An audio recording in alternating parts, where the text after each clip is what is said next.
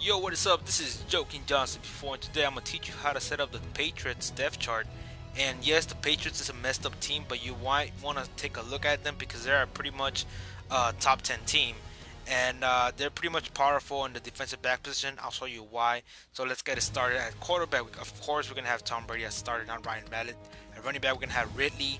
And you might want to start switching along with Shane Vereen because this guy is gonna bring in the 1-2 punch. So you want to have a speed back as your backup and Ridley as your power back. You know, this guy's gonna get you the 5 yards that you need. And Vereen, you know, you guys want to go in a passing play real quick or like in a toss. You know, Shane Vereen is gonna be there. So all you have to do is just move the analog stick, and you should be able to get the halfback sub, and Shane Vereen will be there. So you need a speed back, Vereen will be there. If you need a power back, Ridley will be your man. So it's gonna be already set up for you. And the third stringer, you might wanna play around with these two guys. I'm not really sure, but both of them are the same thing. But Ridley is gonna be your main man, and Vereen is gonna be your backup. At fullback, we're gonna have James Delvin, and also this guy Humana Mooney. I don't know how to tell his last name, but you can have this guy as a backup, or maybe even a starter, because depending on how much run blocking he has, this guy could be a possible starter. So as you can see, he does have a lot of starting. I did not see this. So, but also, Devlin has a lot of impact blocking, which means he will pancake the defender a lot quicker than this guy. But I prefer to take this guy, I'm guessing now, because this guy's gonna be out there when you pull or when you do any kind of tosses. This guy will be out there. So if you need a guy who can run along with running back a lot faster and can pull faster, this guy's gonna be your guy. And if you guys need to run down the middle, you must put in James Devlin. At wide receiver, you got Julian Edelman, and we're gonna be switching around because we need Amendola as starter. Now this guy's like another Wes Welker, Amendola, and what we're gonna do is have Amendola as starter, Edelman as second stringer, and at third stringer we're gonna have not Tompkins. We're gonna have Boyce. Now I'll tell you why right now. Boyce is pretty fast. He has the acceleration also, pretty much. Yeah, 92 is like an overall good receiver. And I'm gonna tell you why you need him as third stringer. As you can see, he has the most catch in traffic than the rest of the receivers. So this guy will be an excellent third string receiver. Make sure you put in Boyce.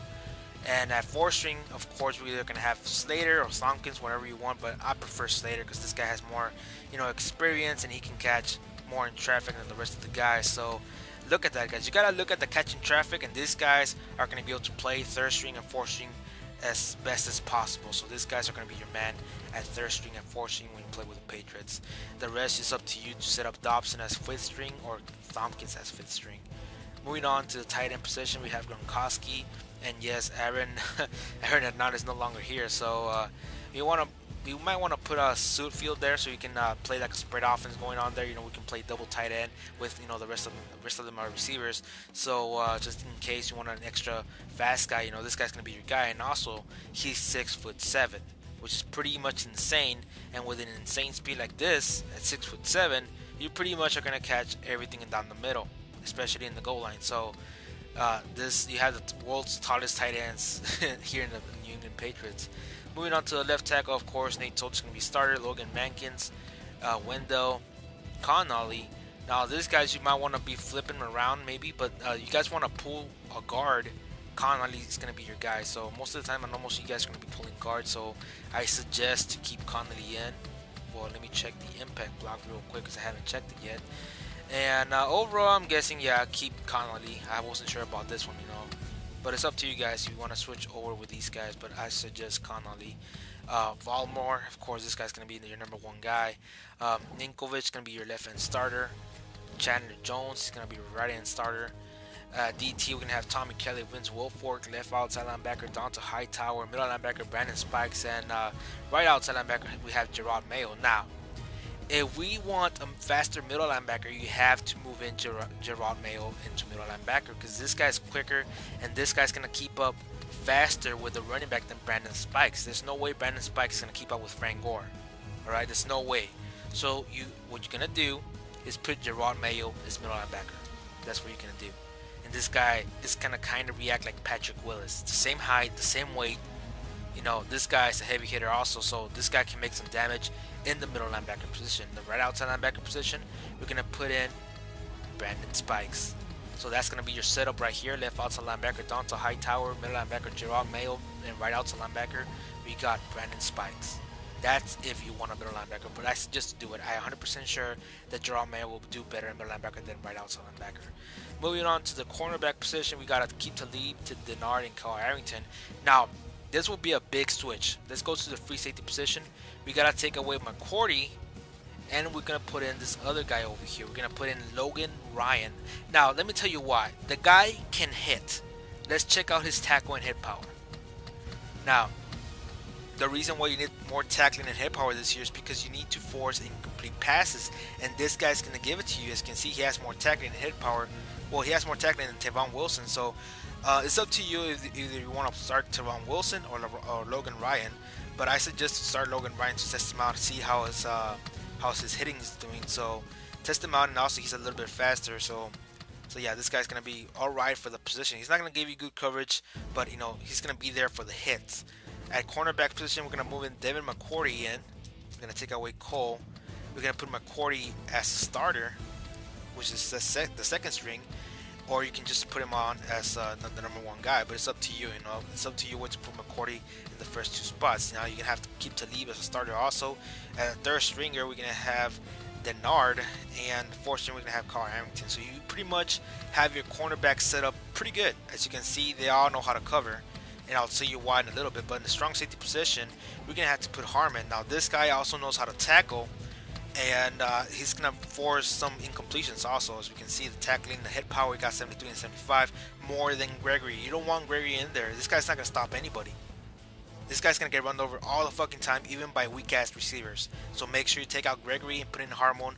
Now, in order for you to work with Harmon and the free safety, which is this guy right here, Logan Ryan, in order to work with him, you are gonna have to play at least 2 men under most of the fucking time. There's no way you're gonna put these guys on man and expect to cover somebody. No, you're gonna have to manually cover somebody if you want these guys to actually produce in defensive back position. So I suggest to keep him in blue zones most of the time. Keep him back there. Don't let him play man-to-man at all. These guys are not going to be able to catch up.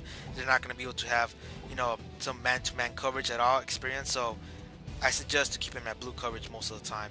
At the cornerback position, these guys, you know, they're pretty much the McCourty is pretty fast, and the rest of the guys are pretty slow. So that means these guys are pretty good at zone coverage. Now let's move over to the zone coverage stat. Now, as we can see, they all have pretty good zone coverage. As we can see, Logan Ryan also has zone coverage, so you know that's why I was telling you keep him at blue zone. And then we got Kyle Arrington, Alfonso Denard. You know, they can cover sometimes man and mostly zone coverage. So these guys, it's gonna be mostly a zone coverage defense. So they pretty much are gonna get you those interceptions most of the time. These guys know how to catch. These guys know how to cover, and you know you're gonna get them interceptions all the time. So the Patriots have pretty much of a great secondary coverage when it comes to cornerbacks, but in the safety position, you're gonna have to work with them a little bit more than the cornerbacks. So I suggest to put more cornerback coverage over the safeties, because the safeties cannot pretty much not cover man-to-man. Only Logan Ryan. I don't know about this guy, Harmon. He only has heavy hitting, but you know you're gonna have to work with Harmon a little bit more. At the kicker, we got Gostkowski. Punter, we got Ryan Allen. Kick returner, we got McCourty. Now, this guy, you have to take him out for sure. McCourty, you don't want him to get injured in the kick return. You don't want him there at all, because he's going to possibly, he has like a 50% chance to get injured. So make sure you take him out. Put in Matthew Slater. This guy was a returner last year for sure. It was the Patriots. So put him in there. He's going to be able to return some kicks for you guys. And Edelman, well, you might want to take him out since he's one of your starters. So put in Shane Vereen or someone else that can actually run and has some little bit of speed. So put in Shane Vereen. Take away Edelman. Do not let your starters get, you know, very tired. If not, what are you going to do in offense? Nothing. So make sure you have to be switching these guys, and not your starters are going to be tired all the time. At punt return, we got Edelman. Now right here, we're going to have to put again Matthew Slater. The guy's going to be able to catch the ball most of the time. So, and he has the right speed to be back there. So Matthew Slater is going to be your main guy at the punt returner. The kicking off in the kickoff, we're gonna have apparently Gostkowski. Just in case you wanted to check, here's the kick power: 92 kick power, 93 kick accuracy. So pretty much Steven Gostkowski.